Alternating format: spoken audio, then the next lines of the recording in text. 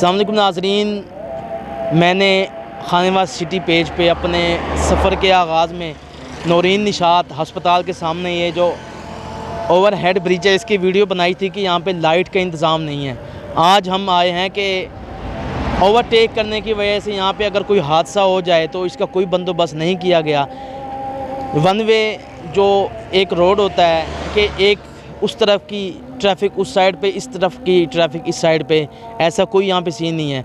आगे जाके ये पुल ऐसे मुड़ जाता है जिसकी वजह से नज़र आना लोगों को बंद हो जाता है, उसकी वजह से कोई हादसा हो सकता है। इंतज़ामिया से हमारा यही मुतालबा है कि इसको दरमियान में कोई ऐसी चीज़ लगाएं जिसकी वजह से पता चले कि ये यहाँ से गुजरना नहीं है, ओवरटेक करना मना है, कोई हादसा हो सकता है। तो इंतज़ामिया से हमारा यही मुतालबा है कि हमने पिछली वीडियो बनाई हाईवे रोड की कि वहाँ पे गड़ा है, वो भी किसी हादसे का सबब बन सकता है।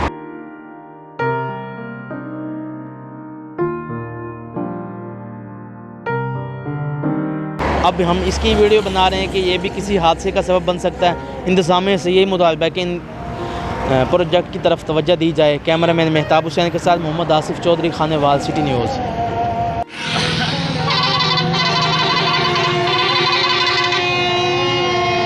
हम बोलो